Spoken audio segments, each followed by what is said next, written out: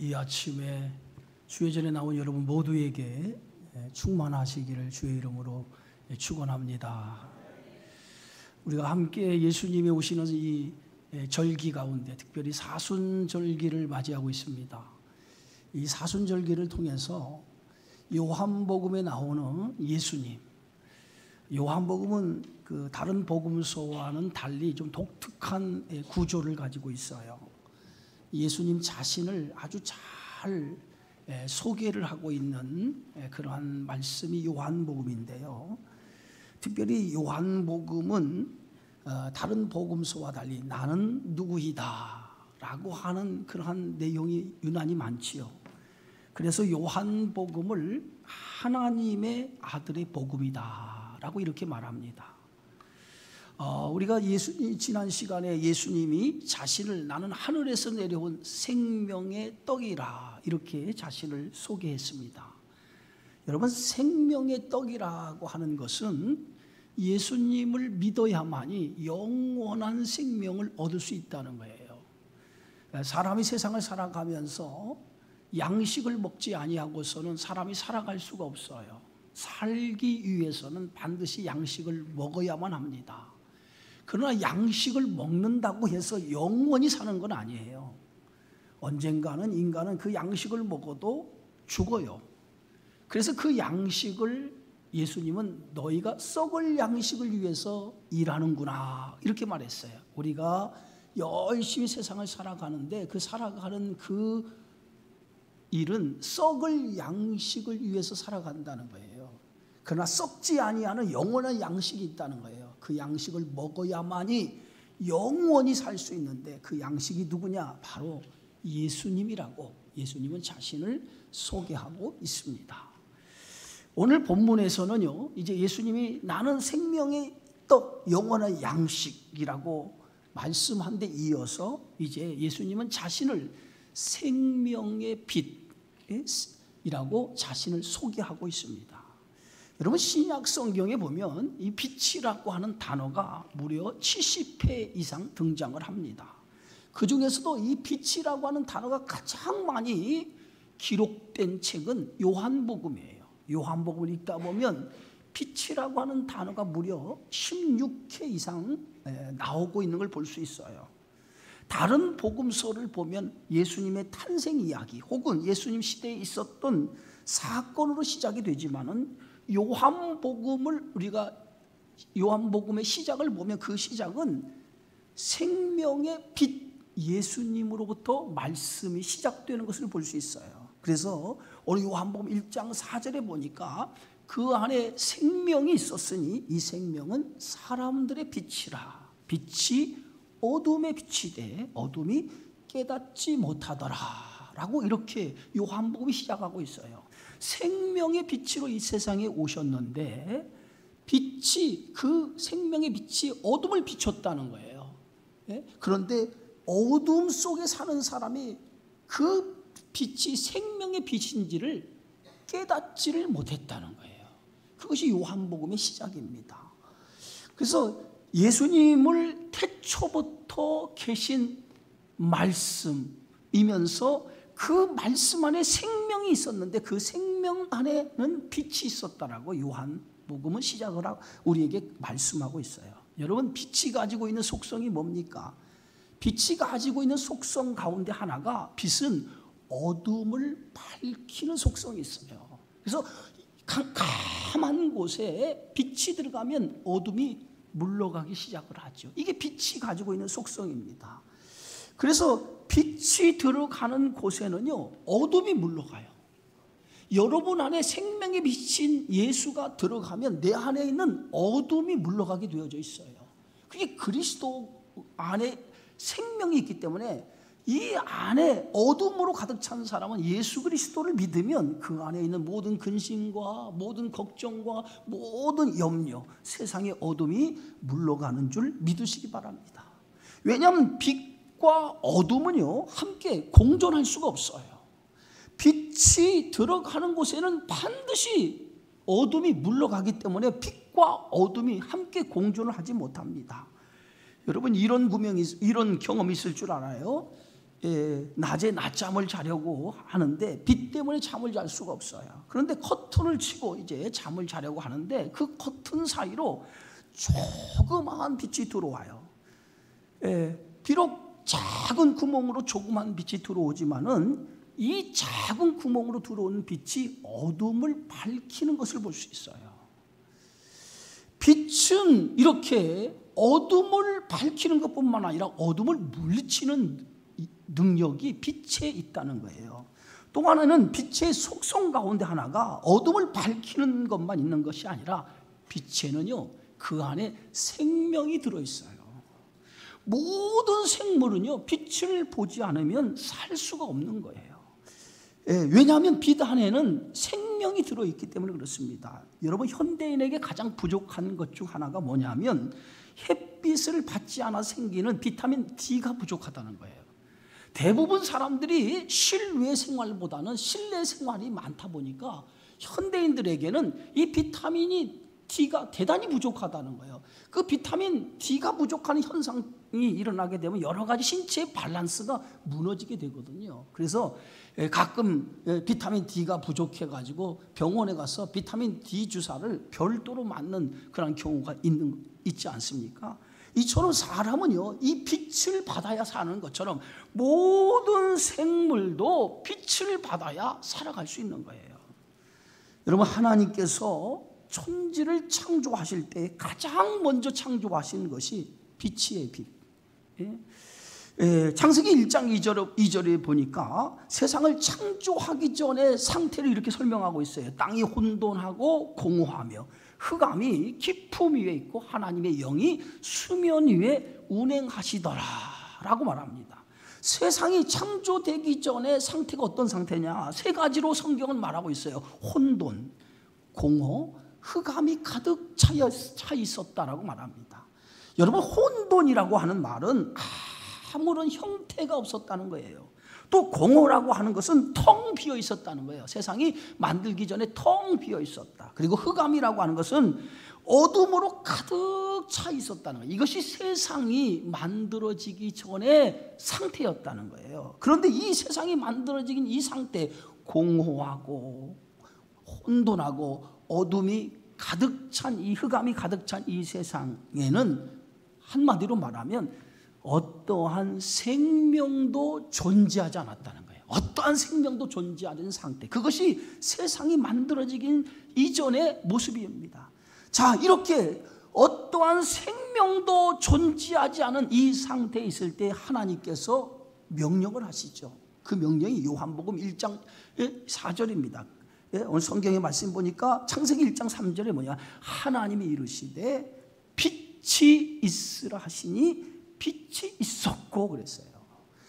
이 세상이 텅 비어있는 아무런 생명이 없는 이 세상에 하나님께서 제일 먼저 이 세상에 생명을 불어넣으시는데 그 생명을 불어넣으신 첫 번째가 뭐냐, 빛이 있으라라고 명령하셨다는 거예요.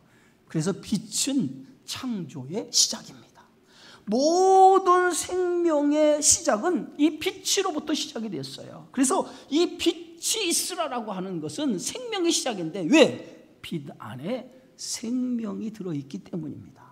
그래서 예수님은 자신을 뭐라고 소개하느냐면 요한복음 1장 4절에 보니까 그 안에 생명이 있었으니 이 생명은 사람들의 빛이라 라고 이렇게 소개하고 있어요.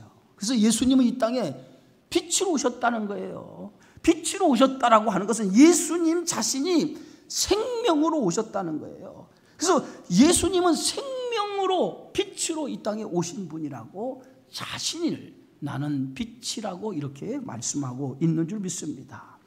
예수님이 세상에 생명의 빛으로 오신 이유가 있어요. 그 이유는 어둠을 몰아내기 위해서요. 그 어둠이 뭡니까? 죽음을 몰아내기 위해서 이 땅에 오셨다는 거예요. 우리가 살고 있는 세상은 어둠, 죽음이 지배하고 있는 세상이에요.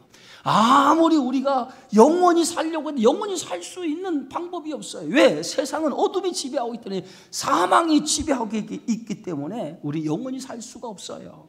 아담과 하와가 죄를 지은 이후에 이 세상은 어둠이 지배하는 세상이 되어지고 말았어요. 그래서 예배소서 1장 2절에 보니까 그때에 너희는 그 가운데 행하여 이 세상의 풍조를 따르고 공중의 권세 잡은 자를 따랐으니 곧 지금 불순종의 아들들 가운데 역사하는 영이라 그랬어요. 이 세상을 누가 지배하고 있느냐? 지금 어둠의 영 사단이 지배하고 있다는 거예요. 사단이 지배하고 있기 때문에 어둠이 가득 찰 수밖에 없다는 거예요. 이렇게 어둠이 가득 찬 세상은 결국은 죄가 가득한 세상이 될 수밖에 없다는 거죠.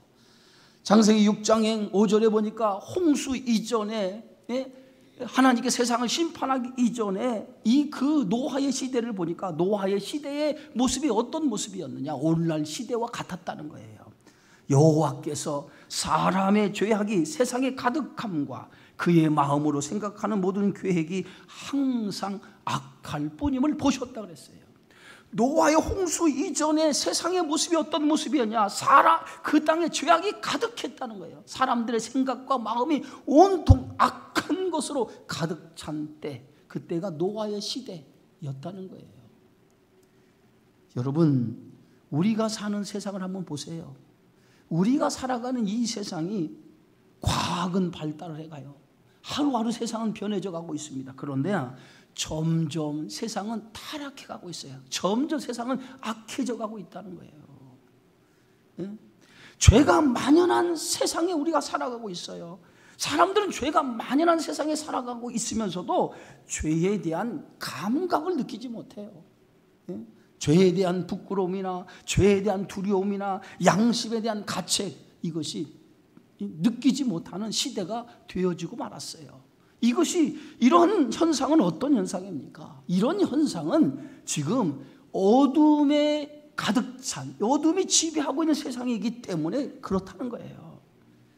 이런 죄가 만연한 세상에 예수님은 한 줄기 빛으로 이 세상 어둠을 밝히기 위해서, 어둠을 몰아내기 위해서 이 땅에 오셨다는 거예요. 그것이 요한복음 1장 9절에 보니까 참 빛, 그 세상에 와서 각 사람에게 비추는 빛이 있었다라고 말합니다. 예수님이 오셔서 하신 일은 어둠을 몰아내는 일입니다. 그리고 그 안에 어둠을 몰아내고 그 안에 생명을 주기 위해서 예수님이 이 땅에 오신 줄 믿으시기 바랍니다. 그런데 어둠을 좋아하는 사람들의 특징이 있어요. 그 어둠을 좋아하는 사람들의 특징이 뭐냐면 빛을 싫어한다는 거예요. 그게 어둠을 좋아하는 사람들의 특징이에요. 어둠을 좋아하는 사람은 빛을 싫어해요. 어둠을 좋아하지 빛을 싫어해요. 그래서 빛이 들어오면 그 빛을 차단해버려요. 그래서 빛이 들어오지 못하도록 만듭니다. 여러분, 죄 지은 사람들을 보면 그 죄를 드러내기를 원합니까? 감추기를 원합니까? 죄 지은 사람은 자꾸 그 죄를 감추기를 원하는 거예요. 그게 죄의 속성이에요. TV에 죄 지은 사람들이 나오면 하나같이 얼굴을 가리고 나오는 것을 볼 수 있어요. 이것은 죄를 가지고 있는 사람들의 본능적인 모습이에요. 자꾸 감추기 원하는 거예요. 이게 죄 지은 사람들의 모습이거든요. 그래서 불의한 사람들은 이 깨끗한 사람을 싫어해요. 같이 불의한 일을 해야 하는데 그 깨끗한 사람 때문에 불의한 일을 할 수 없기 때문에 그들을 싫어하는 거예요. 그래서 세상은요, 이렇게 깨끗하게 살면 바보 취급받아요. 그렇게 살면 안 된다고 그래요. 적당하게 좀 때도 묻고 적당하게 섞여서 살아야지 혼자만 거룩하고 혼자만 깨끗하게 살면 안 된다라고 그렇게 얘기해요. 이런 현상은 왜 이런 현상이 일어납니까? 어둠이 세상을 지배하기 때문에 그렇습니다. 빛이 어둠을 비추기 시작하면서 결국은 뭐예요? 어둠이 하나씩 드러나죠.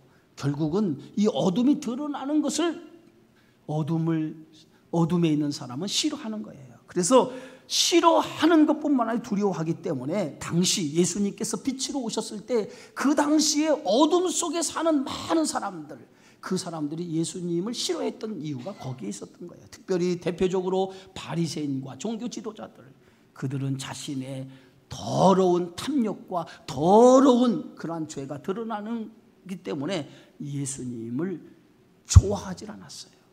그래서 빛으로 오신 예수님을 죽이려고 했던 이유가 거기에 있었던 것입니다. 그러나 여러분, 빛을 막는다고 해서 막아지는 게 아니에요. 세상이 아무리 빛으로 오신 예수님을 당시에 그들이 막으려고 했지만 예수님을 막지 못했어요. 태양을 손으로 가릴 수 없는 것처럼 우리가 아무리 빛을 가리려고 해도 빛은 가려지지 않습니다. 우리가 눈을 감는다고 해서 빛은 없어지지 않아요. 눈을 감아도 빛은 존재하는 거예요. 아무리 세상이 빛을 막아도 빛은 존재하게 되어져 있어요. 예수님 자체가 빛이기 때문에 어둠이 아무리 빛을 막아도 어둠은 빛을 막을 수 없고 이길 수 없다고 하는 사실입니다. 우리가 하나님의 존재를 여러분 부인한다고 해서 하나님이 없습니까? 부모의 존재를 부인한다고 해서 부모의 존재가 없어집니까? 우리가 믿든 안 믿든 하나님은 계시고 빛은 어둠을 막을 수 없다고 하는 것이 진리라고 하는 사실이에요. 오늘 성경에 예수님은 이렇게 말하고 있어요. 나는 세상의 빛이니 나를 따르는 자는 어둠에 다니지 아니하고 생명의 빛을 얻으리라. 예수님을 따르는 자는 어둠에 다니지 않는다는 거예요. 생명의 빛을 얻게 되리라는 거예요. 빛을 받아들이는 자에게는요, 두 가지 축복이 있어요. 그 첫 번째 축복이 뭐냐? 어둠 속에 있지만은 어둠의 지배를 당하지 않는다는 거예요. 이게 빛을 받아들이는 자에게 주시는 축복이에요. 어둠이, 세상은 어둠으로 지배하고 어둠이 지배하고 있지만은 그 어둠에 우리가 살아가고 있지만은 그러나 빛을 받아들이면 어둠이 더 이상 우리를 지배할 수 없다는 거예요. 세상에는요, 두 종류의 사람으로 나눌 수 있어요. 한 사람은 빛의 자녀예요. 또 한 사람은 어둠의 자녀입니다. 빛의 자녀, 예수님 안에서 살아가는 사람을 빛의 자녀라고 하고 세상, 사단의 지배 아래 살아가는 사람을 어둠의 자녀라고 말합니다. 이 세상은 이 두 종류의 사람으로 나눌 수 있어요. 빛의 자녀냐, 어둠의 자녀냐. 세상은요, 빛과 어둠이 공존을 해요. 빛이 왔다고 해서 어둠이 완전히 사라지는 거 아니에요. 어둠은요, 이 마지막까지, 세상의 어둠, 사탄은 이 어둠을 가지고 세상을 마지막 종말의 때까지 지배하는 거예요.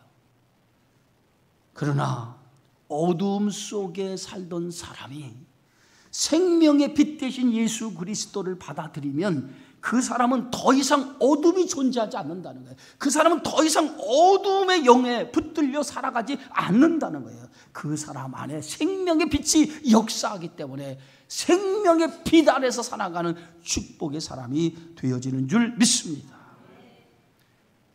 여러분, 오순절날 베드로가 거기 오순절 예루살렘에 모인 많은 사람들에게 예수 그리스도를 전하기 시작을 했어요.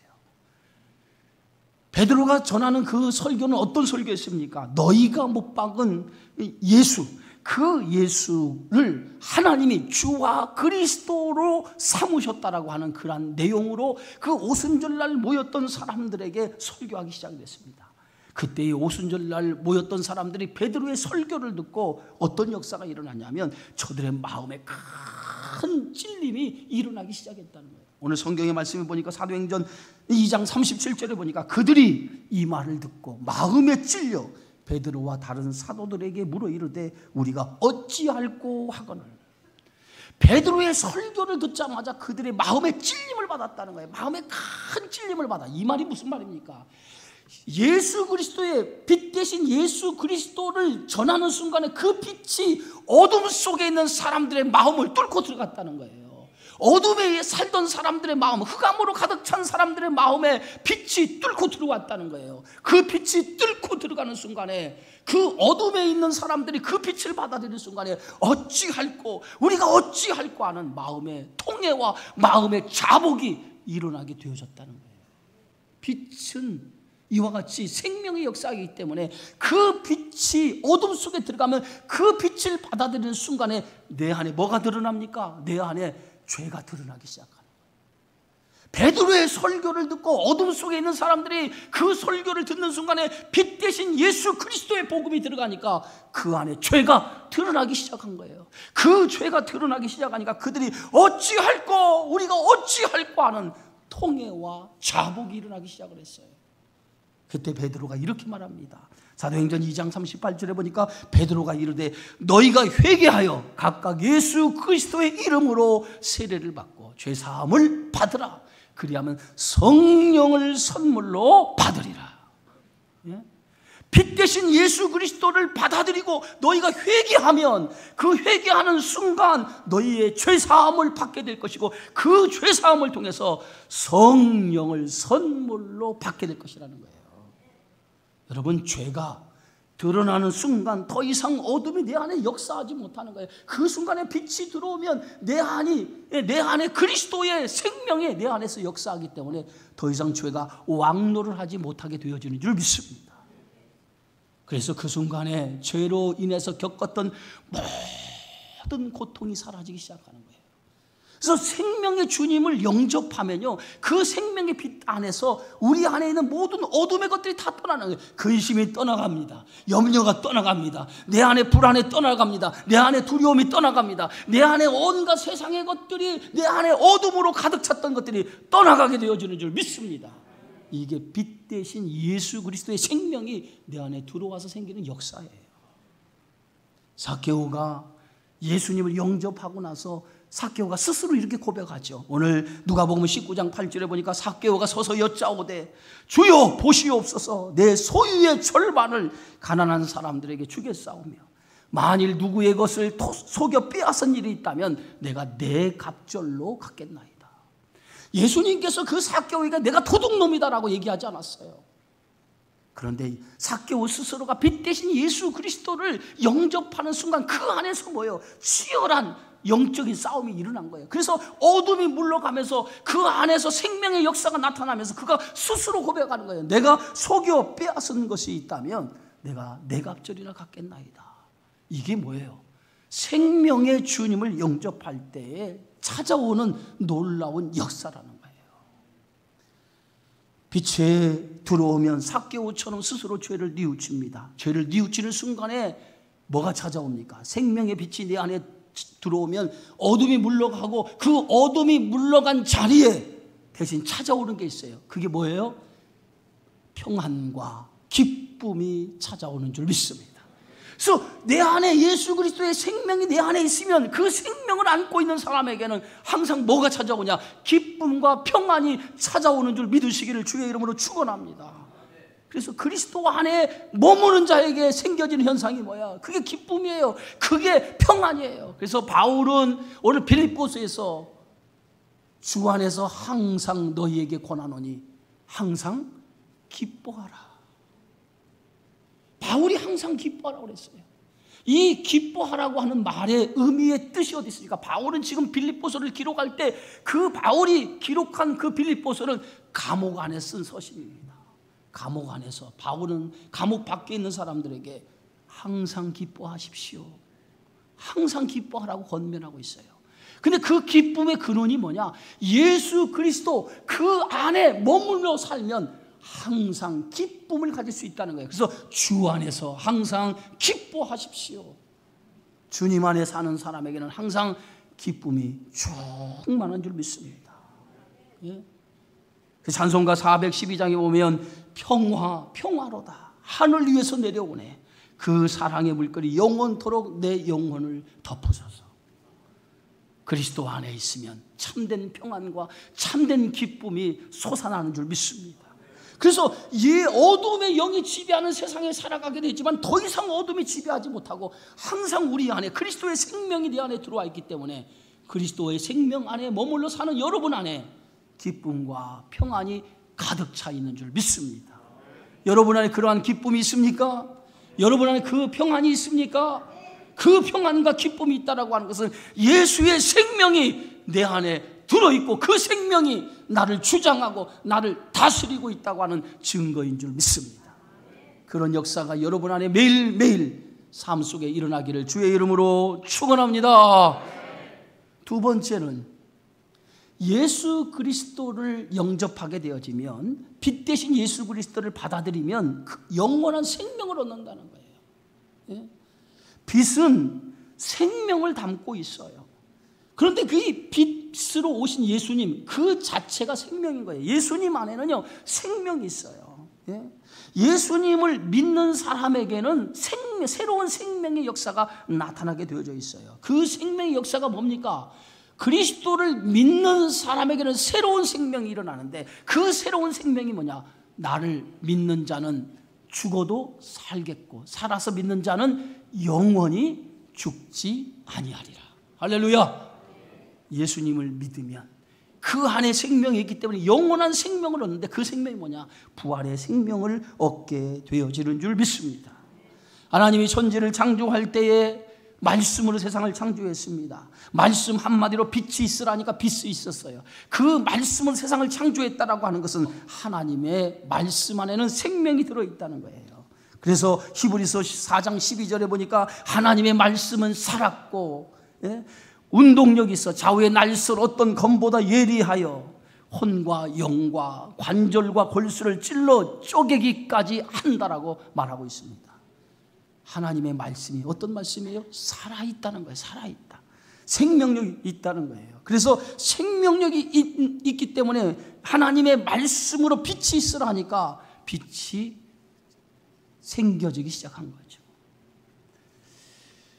그래서 빛이 들어가는 곳에는요, 반드시 뭐예요? 빛만 들어가는 게 아니에요. 생명도 함께 들어가는 거예요. 그래서 예수님을 영접하면, 예수님 빛으로 오신 예수님, 나를 믿는 자, 나를 받아들인 자에게는 그 안에 생명의 역사가 나타난다는 거예요.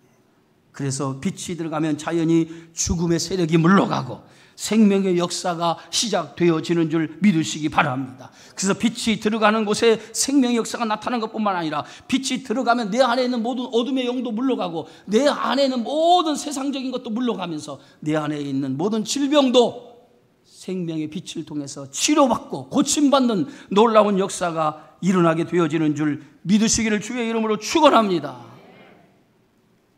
그래서 빛 대신 예수님을 영접하는 순간부터 우리는 새로운 생명의 삶이 시작이 되는 거예요. 그 새로운 생명의 삶이 뭐예요? 영원히 죽지 아니하는 생명의 삶이 시작되는 줄 믿습니다. 그래서 오늘 우리는 예수를 믿는 순간부터 우리는 죽지 않아요. 믿으십니까? 네? 그래서 예수님께서 그 나사로에게 말씀하잖아요. 죽었다라고 얘기하지 아니하고 나사로에게 예수님이 하신 말씀이 뭐냐? 잠자고 있다고 얘기해요. 잠자고 있다. 잠자는 거와 죽는 것은 다른 거예요. 잠자는 것은 뭐예요? 언젠가 깨어날 수 있는 것을 잠자고 있는 상태예요. 그러나 죽음은 깨어나지 못하지요. 그래서 나사로에게 뭐라고 말씀하십니까? 잠자고 있다고 말하죠.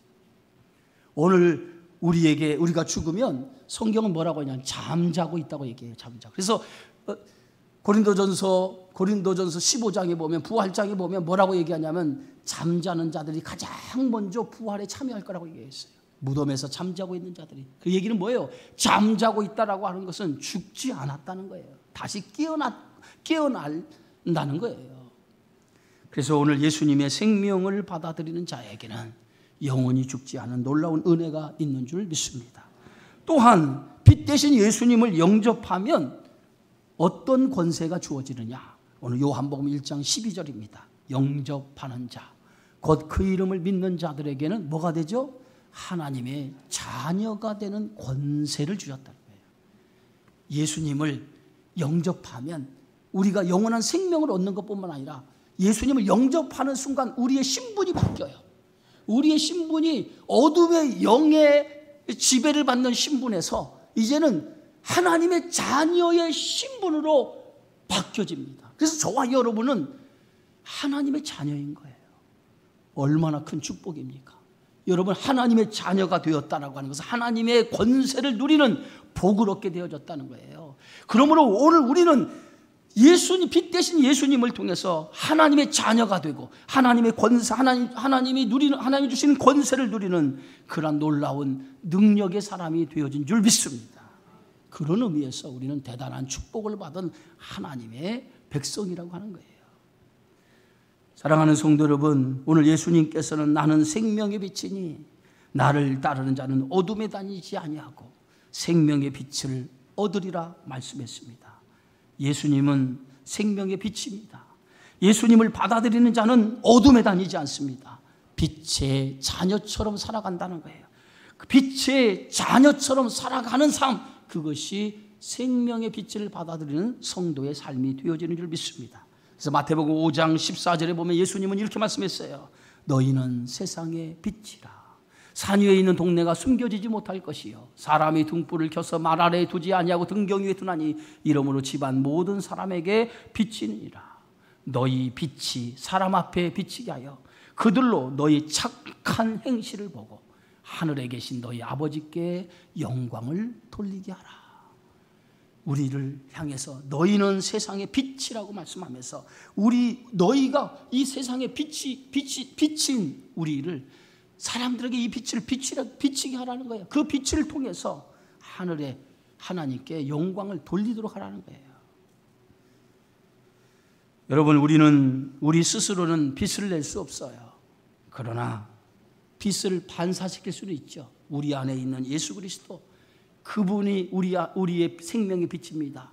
그 생명의 빛을 우리를 통해서 반사시킬 수 있어요. 오늘 나를 통해서 빛 대신 예수 그리스도 생명의 주님이 드러나는 삶이 여러분 안에 있기를 주의 이름으로 축원합니다. 빛을 받아들이는 사람으로서 이 빛 대신 예수 그리스도의 생명을 내 안에서 드러내서 많은 사람들, 아직도 어둠에 살고 있는 사람들이 빛 대신 예수 그리스도를 드러낸 나의 모습을 통해서 예수 그리스도를 바라보고 예수 그리스도를 보게 하고 예수 그리스도를 믿게 하는 역할, 이것이 저와 여러분이 주신 사명인 것을 믿고 빛의 자녀처럼 살아감을 통해서 빛 대신 예수 그리스도를 증거하며 살아가는 우리 모두가 되어지기를 주의 이름으로 축원합니다. 기도하겠습니다. 하나님 아버지 고맙습니다.